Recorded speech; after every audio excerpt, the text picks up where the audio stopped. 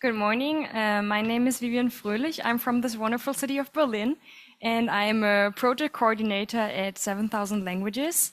That's a nonprofit organization based in Boston, Massachusetts, on the unceded lands of the Wampanoag and Massachusetts nations.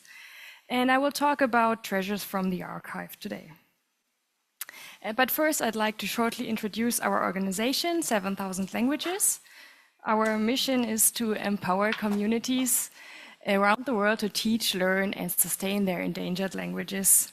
We primarily do so through providing online language learning software tools for free, as well as ongoing training and support that are needed when developing those tools. Our executive director, Stephanie Witkowski, will talk more about 7,000 Languages and our values tomorrow in an online session. And I instead want to talk about the cooperation with one of our partners, where we are creating modern language learning tools together.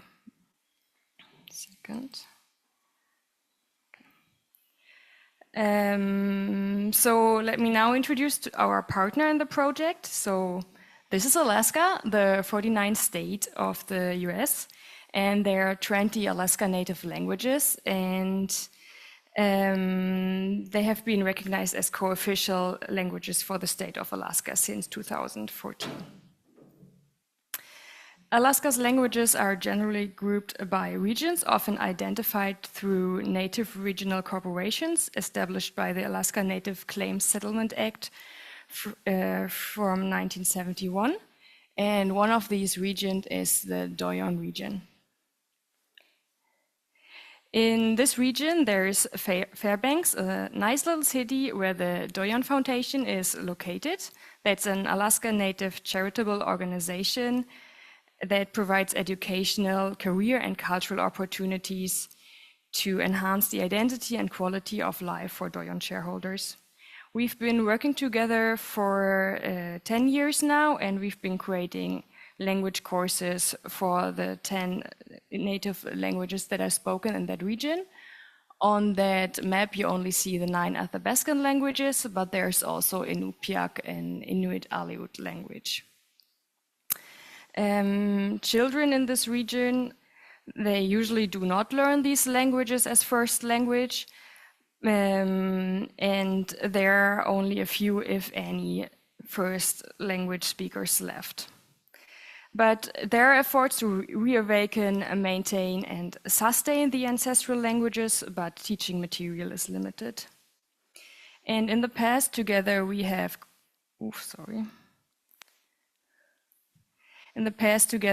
created online language learning material, and we use Transparent Languages language learning platform, which was developed to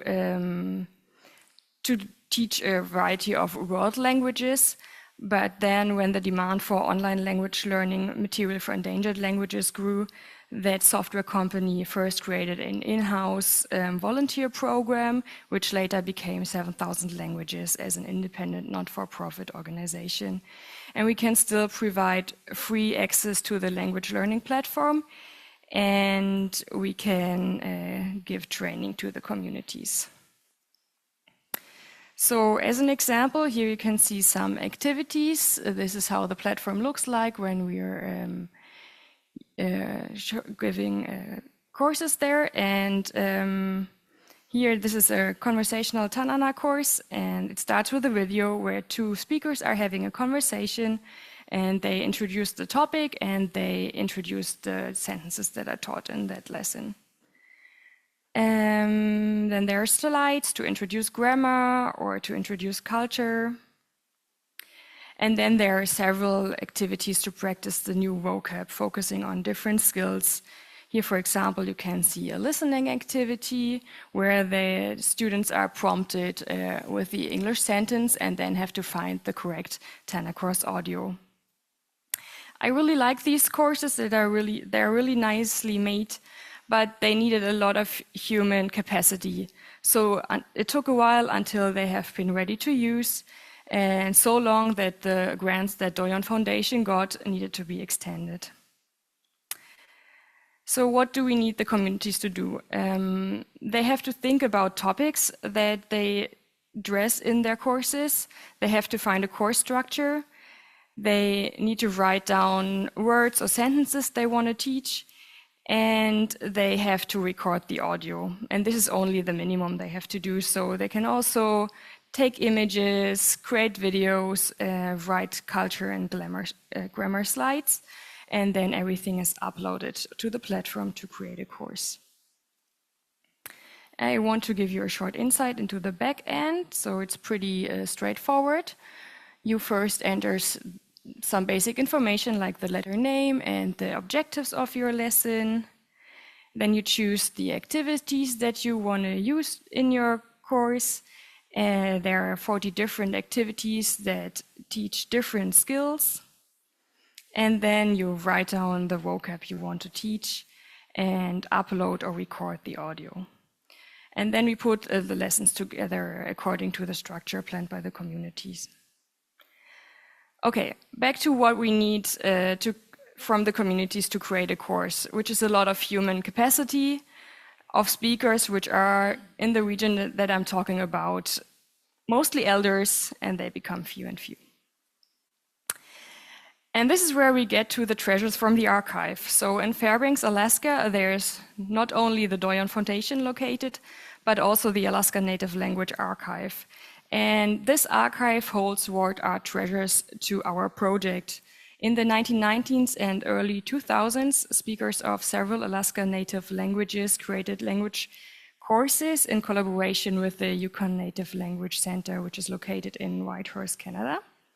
And for each language, they have created a booklet with written sentences and tapes with recordings. And they all go back to the same template, so the courses for different languages are pretty similar. And I brought you an example from Tanacross. As you can see here, the courses are structured by month. According to a school year, they're starting in September. And each month has several topics to teach. And the topics depend on what vocab is important during that month. And it also depends on the progress of learning the language. So here we can see that the first topic that the course teaches are greetings. That might also be the case of any world language. But then the second topic is weather, and it's just the weather that is prevailing in Alaska in September. And as a comparison, there's the weather section of a November lesson, where you can see that they address that they use different words and sentences for the weather that is prevailing then. Likewise, in spring, there are sentences like the ice is melting, and in summer month they are talking about hot temperatures and mosquitoes, for example. I really like that material. I'm a big fan of the drawings, but to be honest, this is very, very old school material, and probably not many language students today would sit down and learn a language by reading a booklet and listen to the tape. But what is it that we have here? We have a structured course, we have well-chosen topics, we have written sentences, and we have audio recordings. So the minimum that we need to create a course on the transparent language learning platform. So thanks to the archive material, the most time-consuming steps are already done, and our partners at Doyon Foundation only had to ask for the permissions of the authors or their descendants to republish the material in a more modern and interactive format. And they sent me some images from the regions to use here and there. And they wrote some introductory slides to explain where the material comes from and who the authors are. Then I had to cut the tape-long files into chunks of sentences and choose the activities, and then the course was already ready. And in parentheses, we didn't use videos for this course to save time. Yeah, that's the theory. But as you may imagine, in practice, not everything worked that easily, and we faced some problems. So for one language, we haven't been able to publish the course yet because we don't find the audio files in the archive. And I have the written parts ready of the course. I have chosen the activities, and now I'm waiting for the audio files. And on Fairbanks, they're trying to find them in the vast amount of files they have on different hard drives that were recently donated by a retired linguist who was working with the language before. For another language, the audio files have a very weird pling in the background every few seconds. So we had to find the original files without that background noise. The archive also holds a draft version of that courses from the 90s and early 2000s. In one case, that draft didn't have the completely transferred language, so there were parts of another language left. And luckily, I noticed that right away, so we could early on try to find the final version. But for another language, we used an early version, and only when we finished everything and published it, a speaker came to us and told us that the spelling is completely wrong. Just then, we found out that in the meantime, there was a reform to the spelling system of that language.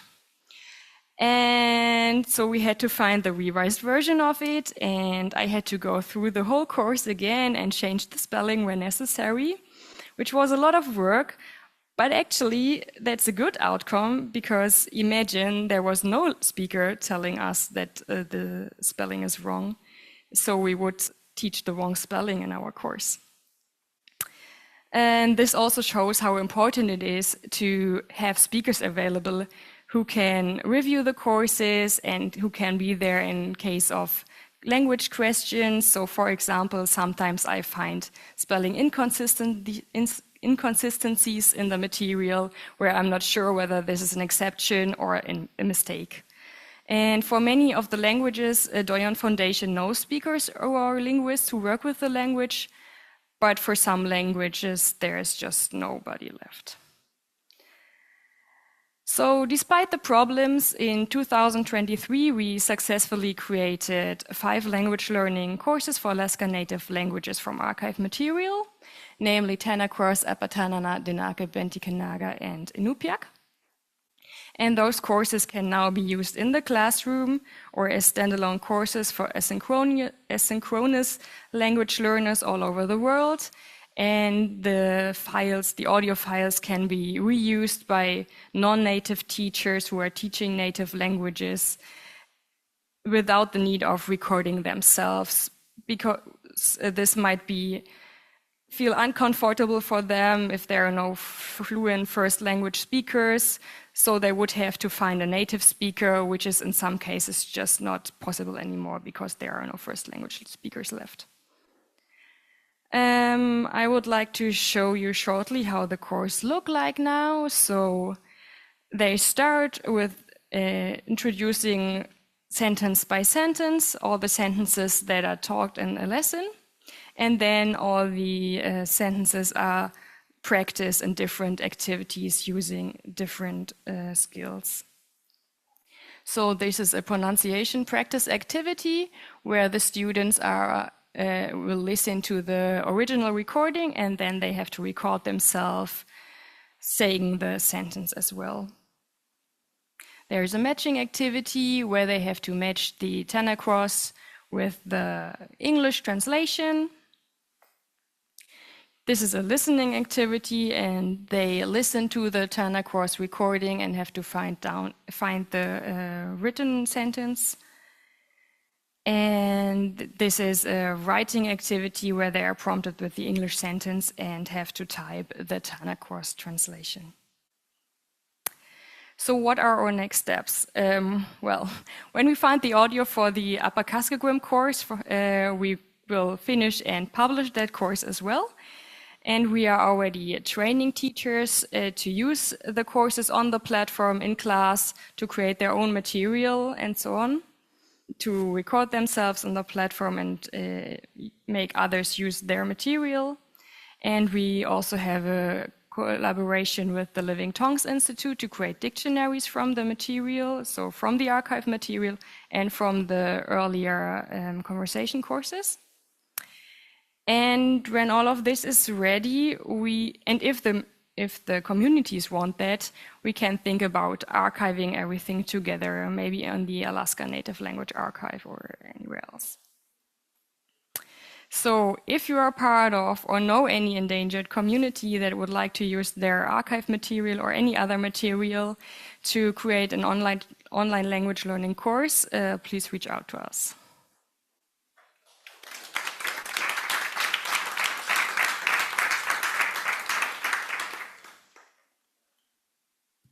Thank you, Vivien. Are there any questions or comments?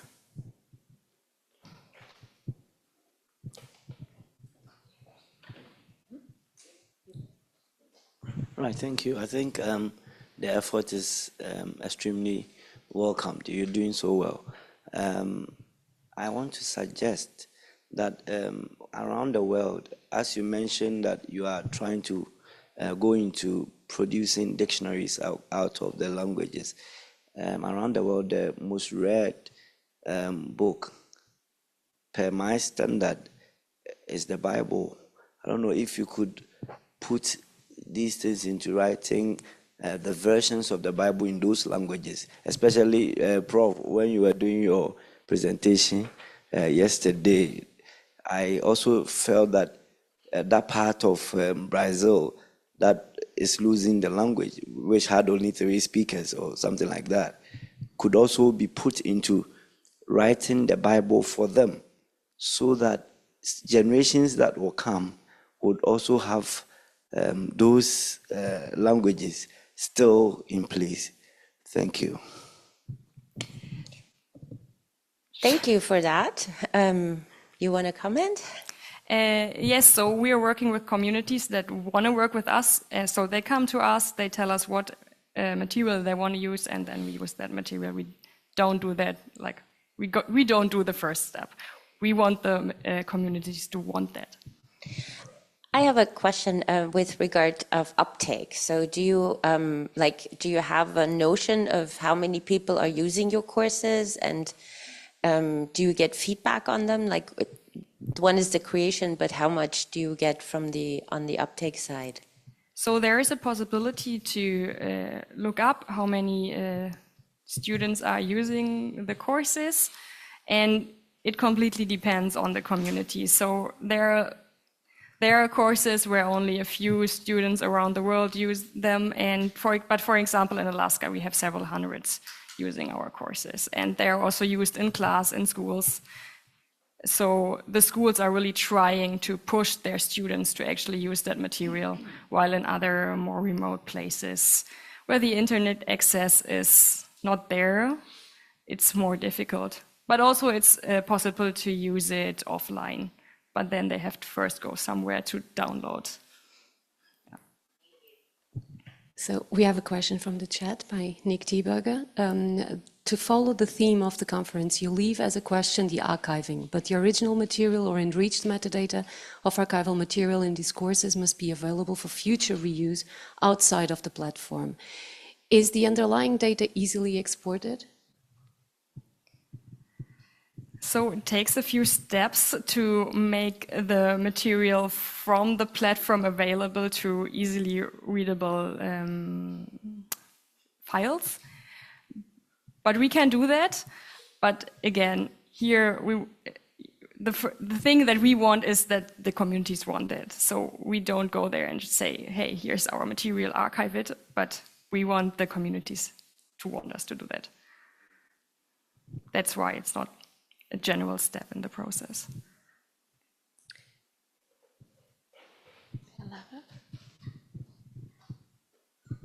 Thank you. This was really interesting. I've been working on setting up a very bare bones version of this for teaching the traditional flute materials. Now I'm thinking that maybe for the Manoki language learners, something like this would be useful. My question is about the availability to these platforms to the general public, and whether the communities feel that this could be dangerous or undesirable as an outcome. So everyone can use that platform, all the endangered communities. We're happy to work with everyone. But yes, some communities don't want their material, don't want their language to be published. There are ways to restrict the lessons to some people, but the general aim is to have it open to the public. So yeah, the communities have to decide what they want here.